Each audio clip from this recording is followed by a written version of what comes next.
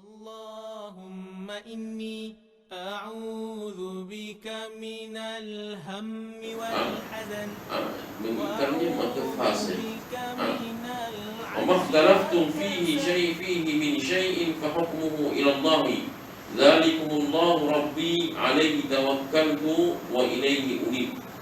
Dan tentang sesuatu yang apapun, tentang sesuatu apapun yang kamu berselisih keputusannya, terserah kepada Allah yang mempunyai sifat demikian. Itulah Tuhanku, kepadanya lah aku bertawakal dan kepadanya lah aku kembali. Itu Nabi SAW. Firman Allah lagi dalam surah Syura, apa yang kita berselisih pendapat maka berserahkan pada Allah. Serahkan pada Allah maksudnya balik tengok Quran, balik tengok hadis Nabi SAW ataupun sunnah Nabi SAW. Perkara yang tidak ada dalam Quran, tidak ada dalam sunnah Nabi, baru kita guna kaedah apa dia? Ijma'. Tak ada dalam ijma', baru kita guna kaedah qiyas. Semua perkara-perkara dalam di muka bumi ni tuan-tuan, ada cerita dia, ada hukum dia. Ada hukum dia. Hukum dia semua balik pada Quran. Kalau tak jumpa Quran, carilah hadis. Misal contoh kita cerita. Contoh apa? Kisah Nabi Musa dengan anak-anak Nabi Syuaib. Kisah Nabi Musa dengan anak Nabi Syuaib. Dalam surah Qasas, cerita Nabi Musa dan Nabi Syuaib. Satu hari Nabi Musa bila dia telah, sebelum dia jadi Nabi, dia telah pukul kaum Qibti, tumbukkan putih sampai mati. Maka orang nasihat dia suruh keluar daripada Mesir, kerana Fir'aun cari dia. Dia lari sampai di tempat namanya Madian. Sampai di Madian, nampak ada penggembala kambing sedang mengumpat, sedang mengelilingi telaga. Duduk dalam telaga tu, dekat telaga tu, penggembala kambing semua penggembala kambing lelaki. Hujung sikit nampak dua orang penggembala kambing perempuan. Cerita dalam surah Qasas.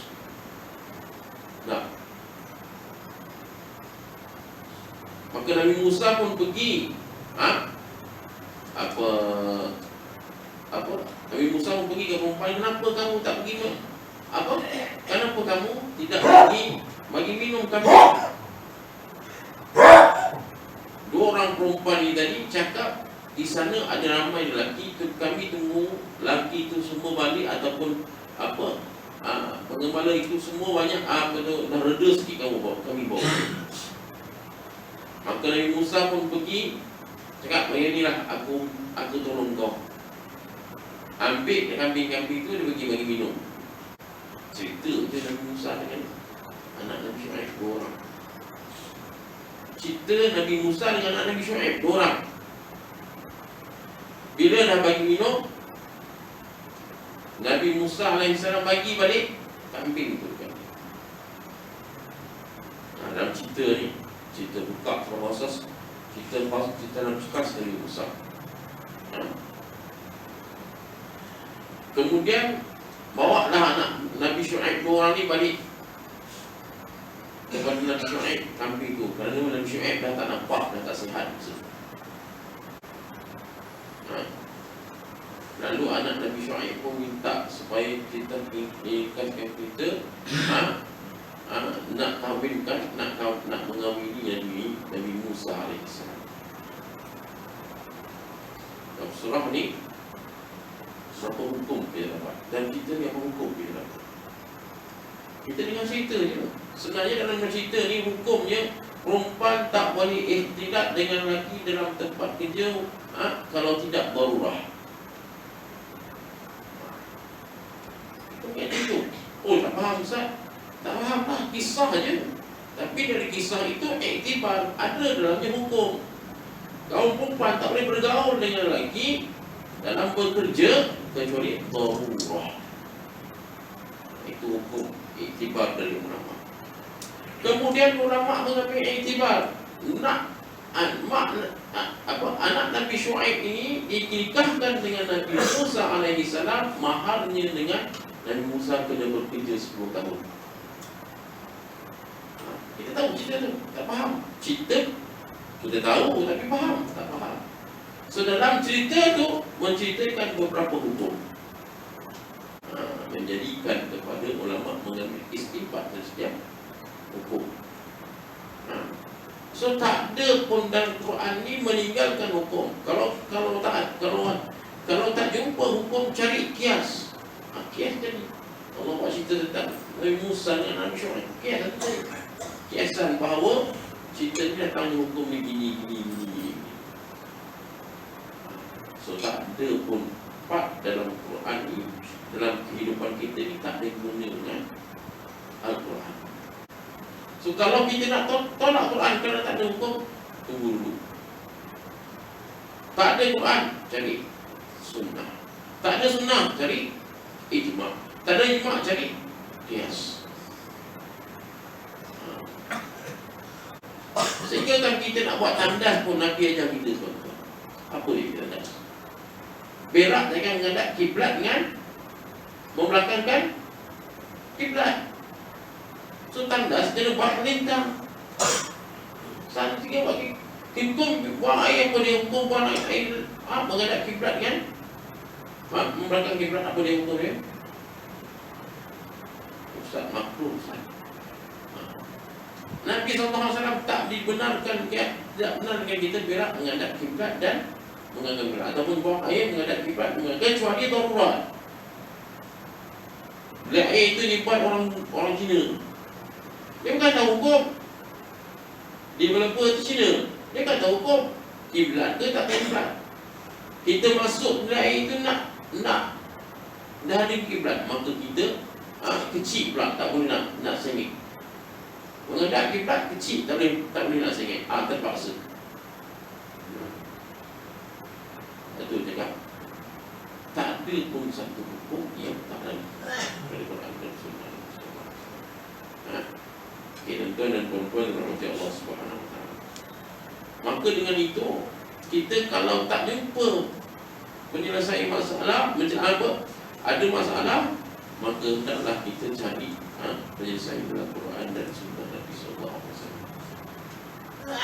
Cerita mendidik anak ada dalam Quran. Cerita menjaga ada dalam Quran. Ada semua ada dalam Quran. Cuma kita jumpa je, cuma tak pasal tak faham dan tak jumpa. Dan firman Allah Subhanahu Wa Taala, "Man lam yahkum bima anzalallahi fa ulaika humul kafirun." Dan barang sesiapa yang tidak menghukum menurut apa yang diturunkan oleh Allah, maka mereka adalah orang-orang kafir. "Man lam yahkum bima anzalallahu fa ulaika humul zalimun." Barang sesiapa yang tidak menghukum menurut apa yang diturunkan oleh Allah Subhanahu Wa Taala, maka mereka adalah orang-orang yang zalim. "Man lam yahkum bima anzalallahu fa ulaika bima anzalallahu fa ulaika humul fasiqun." Sesiapa yang tidak berhukum dengan hukum yang diturunkan oleh Allah Subhanahu Wa Taala, mereka adalah orang-orang yang fasik. Ustaz fasik, Ustaz.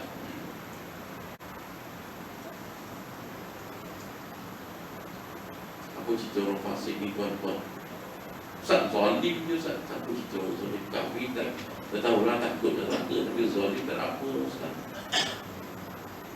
Allah sebut Quran. Apa dia dalam Quran? Wa ammal ladzina fasaqu fama'wahum nar. Adapun orang yang fasik itu maka dicampakkan dalam api neraka ma'wah. Kullama aradu an yakhruju minha u'idu fiha wa qila lahum dhuqu 'adhaban nar alladhina kadzabu bi annaban alladhi kuntum bihi tukadzibun. Zuqu. Kelama apa orang Allah campakkan orang dalam api neraka ni, dia bercakap nak keluar. Kullama aradu an yakhruju minha u'idu fiha, kami tendang masuk pada dalam neraka. Wa qila lahum, dan malaikat akan bercakap, zuqu, jagalah, rasalah kamu azab api neraka disebabkan kamu membohongi,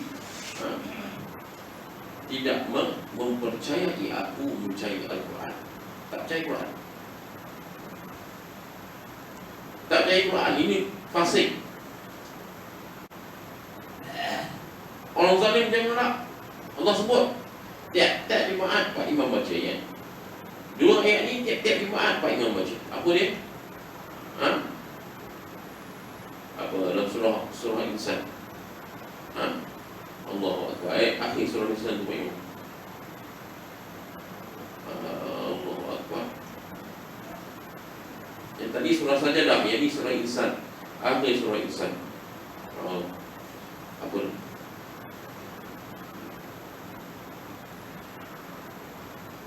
Rahmatin min Allahu Akbar. Orang zalim wa amal aja yang saya dengar surah Insan. Kalau dah amat dah baca lupa. Bila time nak lupa, dia lupa lah. Yudkhilu man yasha'u fi rahmatihi wal zalimina a'adda lahum 'adzaban alima. Kan? Yudkhilu man yasha'u fi rahmatihi. Aku masukkan siapa yang aku suka dalam rahmat. Tetapi orang zalim, aku sediakan mereka azab yang pedih. Paling rendah apa dia?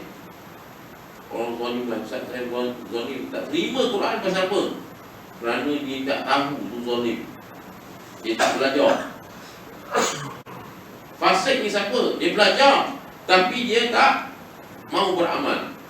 Dan dia tidak ingkar bahawa dan tidak ingkar bahawa, dan dia mengakui bahawa Al-Quran itu benar, Allah itu bawa itu benar, Quran itu benar, tapi tak mahu malas nak beramal. Ataupun alasannya belum sedia. Alasan belum sedia. Siapa orang kafir yang ingkar terus dengan hukum agama Allah, ingkar terus dengan Al-Quran.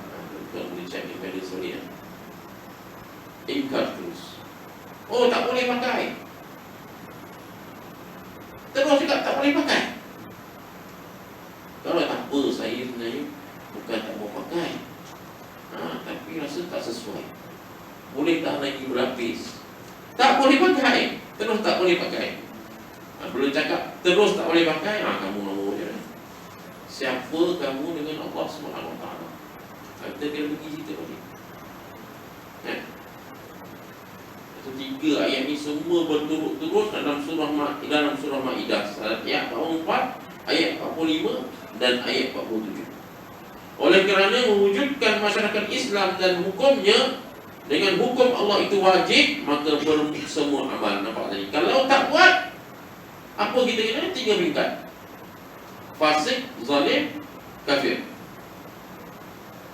Tapi nak lari daripada terkena daripada orang yang digolong oleh Allah fasik, nak lari daripada tergolong daripada orang yang Allah sebut zalim, nak lari daripada tergolong daripada orang yang Allah sebut kafir, maka kena buatlah mafhum mukhalafahnya, kefahaman di sebalik ayat. Kan?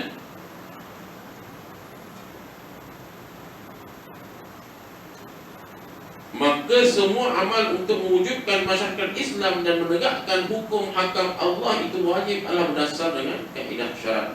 Apabila kesempurnaan sesuatu wajib itu berhenti kepada wujudnya suatu perkara lain, kaedah bahasa Arab, bahasa Melayu terjemah pelik-pelik sikit. Saya baca bahasa Arab ni. Maka perkara tersebut adalah wajib. Malam yatim wajib illa bihi fahuwa wajib. Senang terjemah Islam. Aku tengok ni terjemah betul-betul. Malam yatim wajib illa bihi fahuwa wajib. Nabi SAW menyebut setiap perkara wajib tidak boleh dilakukan kecuali dengan satu perkara lain. Maka satu perkara lain itu wajib. Tutup. Saya ambil ayat. Bismillah.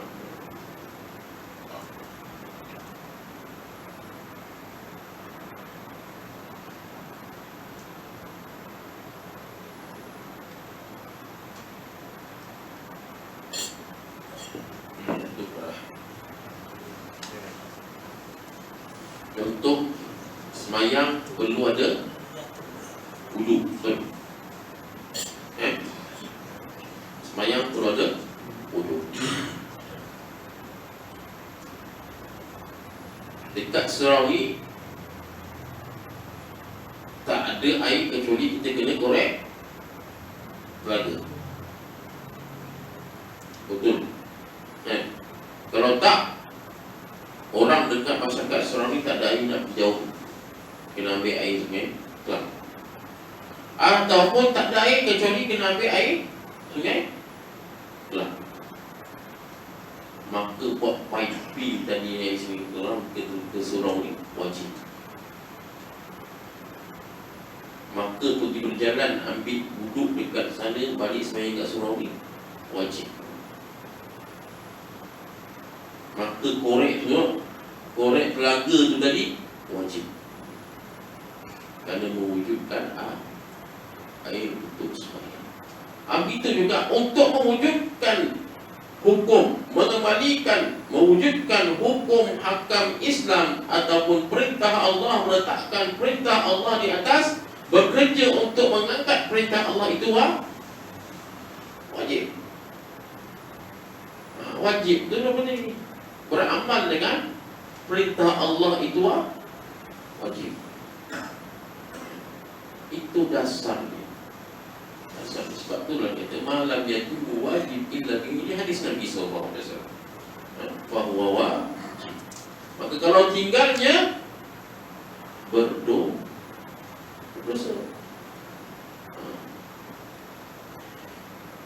Sebagian besar dari negara-negara Islam, kalaupun tidak kesemuanya telah diperintah dengan sistem-sistem ciptaan manusia yang dicampur aduk antara undang-undang Romawi, Yunani, Perancis dan lain-lainnya. Macam kita lah read law, aku tak faham nak sebut-sebut, tergeliat dah. Demikian juga sistem ekonomi yang menguasai negara itu adalah sistem kapitalis atau sosialis. Hari ini kita sosialis, tuan-tuan. Dulu kita kapitalis. Faham apa beza kapitalis dan sosialis? Sebab tu duit tabung haji dia ambil. Kalau dia ambil lah, kan saya tak heran dia ambil, pasal dia mengambil sistem sosialis. Haji tak apa-apa sendiri. Apa Ustaz sosialis ni macam sos ni? Sosialis ni duit rakyat kena beri sama rata. Faham? Sebab tu kerajaan yang Menteri Kewangan dia buat, kalau 30 juta kepada Melayu, 30 juta kepada Cina dan India. Tak faham tak? Itu, kenapa dia ambil itu dulu tak apa? Kenapa Melayu lebih? Dulu kenapa Melayu lebih, sekarang Melayu lebih? Pasal dia mengambil sistem sosialis. Sosialis sedang apa tuan-tuan? Sosialis ni dua beradik dan komunis. Adik-beradiknya bapak sama. Siapa bapak dia? Lenin. Tahu Lenin? Kenal tak? Tak kenal Ustaz. Lenin ni anak Yahudi, lahir di Rusia. Ngaji tak? Tak ngaji. Nampak tu dia ngaji wajib. Wajib. Siapa dia punya penyelesaian ni? Islamik. Sistem ekonomi Islam. Apa ni sistem ekonomi Islam? Buka surah Al-Baqarah, muka surat yang terakhir. Dua muka surat terakhir surah Al-Baqarah ada satu cerita tentang ayat paling panjang dekat dalam Al-Quran. Ya ayyuhallazina amanu idza tadayantum bidainin ila ajalin musamma faktubuh. Itu cerita ayat ekonomi. Cerita ekonomi. Ayat paling panjang dalam Quran cerita pasal ekonomi. Tapi kalau tak mahu juga, pening untuk baca panjang-panjang. Ustaz, ngapal Ustaz, tak payah hafal, kau faham je ayat itu. Ada sistem sistem yang kita dulu kapitalis. Apa maksud kapitalis? Siapa yang banyak duit dia boleh kaya, lapor duit banyak-banyak. Apa maksud sistem Islam? Bukan banyak duit. Dan sistem Islam, zakat diambil, diberikan kepada kita, menghidupkan orang fakir miskin supaya dia jadi kaya. Itu bisa. Apa dia? Sistem kapitalis. Kamu ada duit, tak ada duit, kamu kena bayar cukai. Boleh? Kita duit gaji kita 1,000 nak makan pun bukan duit lagi, ke atas lah, kena bayar cukai. Islamic punya sistem, kamu tak ada duit, tak payah bayar zakat. Tapi kalau kamu ada duit, kamu kena bayar zakat. Zakat pun kami minta banyak, 2.5%. 2.5 tu 0.25%. 0.25% kan? 2.5%. 100 RM2.5 aja nak. 1,000 RM25 je nak. 10,000 nak 250 je. 1,000,000 nak apa? Berapa? 1,000,000 nak apa? 25,000 je. Pun kamu tak mau nak Islam. Cantik Islam tu. Tak mau. Negara tak maju. Siapa cakap tak maju negara? Zaman mana negara Islam paling maju? Zaman dulu. Zaman pemerintahan Islam dulu maju, develop. Pasal duit itu bukan, kaya itu bukan,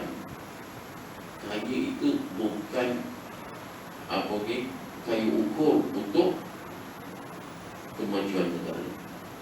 Bagi Islam, kemajuan negara adalah orang yang dalam negara itu ramai yang berilmu. Apabila ada duit, boleh berilmu, bekerja kan. Itu secara Islam. Tuan-tuan tahu King Louis bukan King Louis. Tak kenal King Louis apa Ustaz. Richard Lion King atau bukan cerita ini, zaman Harun al-Rashid. Richard Lion King ni kita lawan Salahuddin Ayyubi, lawan apa? Richard Lion King kan. Richard Lion Hart kan. Zaman apa? Harun al-Rashid. Harun al-Rashid ini nak hadiahkan jam. Dia hadiahkan jam kepada King England. Dapat hadiah jam tu, dia kata apa orang Islam ni nak sihir aku. Padahal jam. Zaman tu kalau kita jumpa zaman ni harga berapa jam tu. Jam tu bergerak dengan diri. Kita dulu kan, zaman dulu orang tua-tua dulu pakai jam biji kan. Bergerak dengan sendiri. Dia kata ini sihir orang Islam. Sampai tahap tu berlakunya Islam ketiga itu. Tuan-tuan pernah di Mesir. Di Mesir ni zaman Salahuddin Ayyubi, sistem piping ni tak guna enjin tuan-tuan. Hari sistem piping kita guna enjin. Buka enjin naik air. Tak, sistem piping di Mesir tuan-tuan, kalau ada rezeki pergi Mesir, kita tengok macam mana Salahuddin Ayyubi buat sistem piping air yang diambil dari sungai ini dinaikkan kepada dalam atas bukit. Sistem piping. Dan ada satu sistem sound. Oh hebat. Tak payah pakai mic tuan-tuan, baca Quran macam pakai mic. Di Mesir. Hebat. Zaman mana? Zaman pemerintahan Islam. Menggunakan teknologi green teknologi, tak guna elektrik ni. Nah, kita hari ni nak balik pada green teknologi, tak mengguna elektrik. Khutbah satu masjid besar mana tuan-tuan? Masjid besar, sebesar-besar alam masjid mana? Sebesar-besar masjid wilayah tu. Tak pakai mic boleh sampai dengar satu masjid. Itu sistem sound yang mereka buat. Power mereka. Zaman itu zaman tahu. Kita katakan mereka tak maju. Mereka maju tuan-tuan.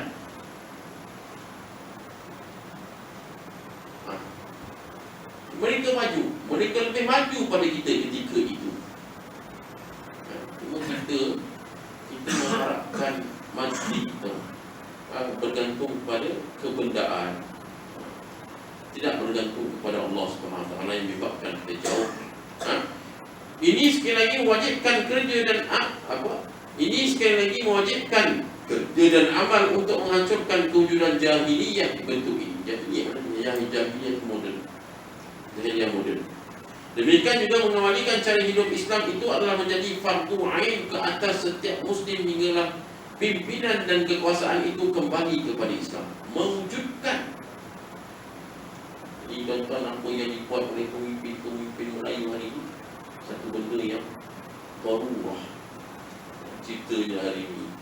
Akad sumpah apa semua kebetulan dalam buku ni aku tak tahu akad sumpah tu wajib tak wajib. Wajib. Kena mewujudkan pemerintahan yang berasaskan sistem Islam itu.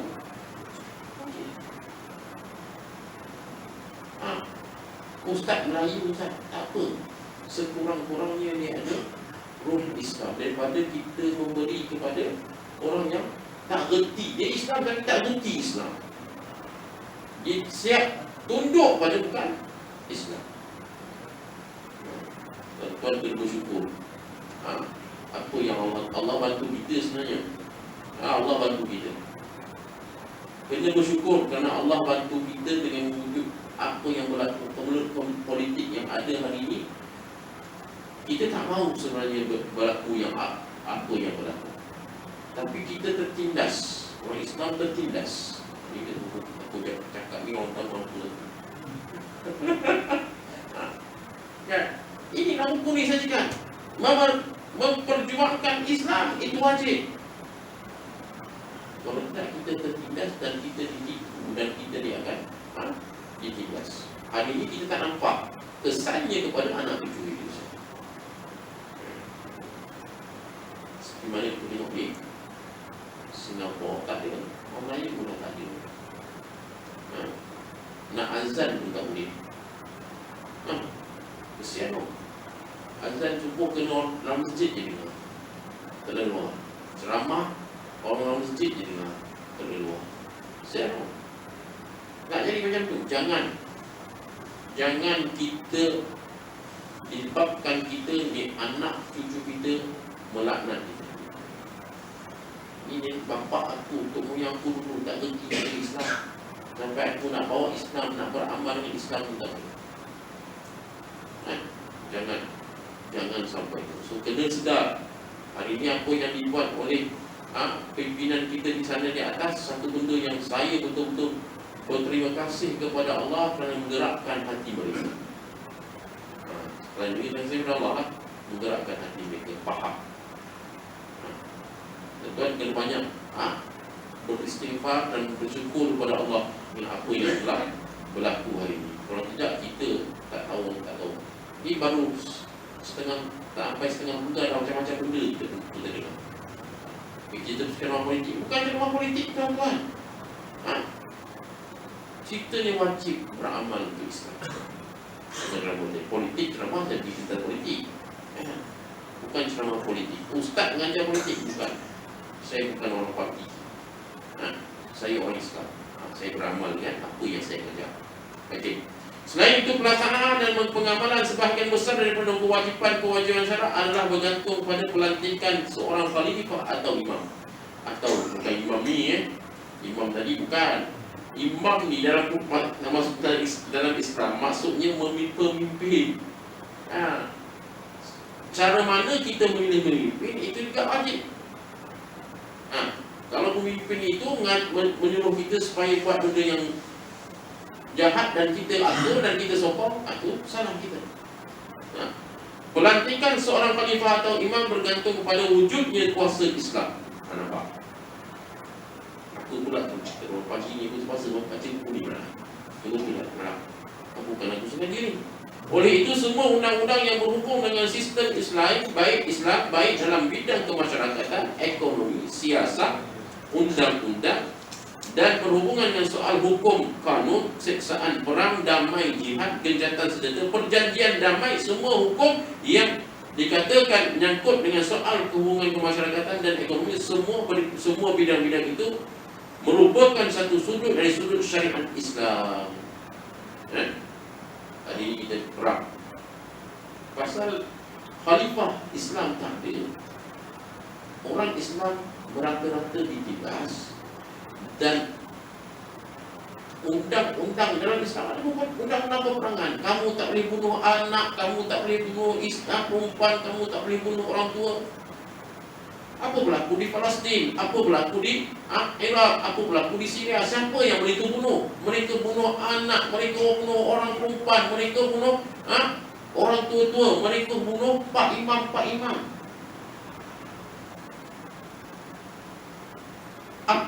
Apakah hukum bunuh bom atom? Sebab tu kalau kita kata nak kita bom atom di Hiroshima tu, apa hukum? Hukumnya haram kerana Islam tak bagi. Kerana kita tak boleh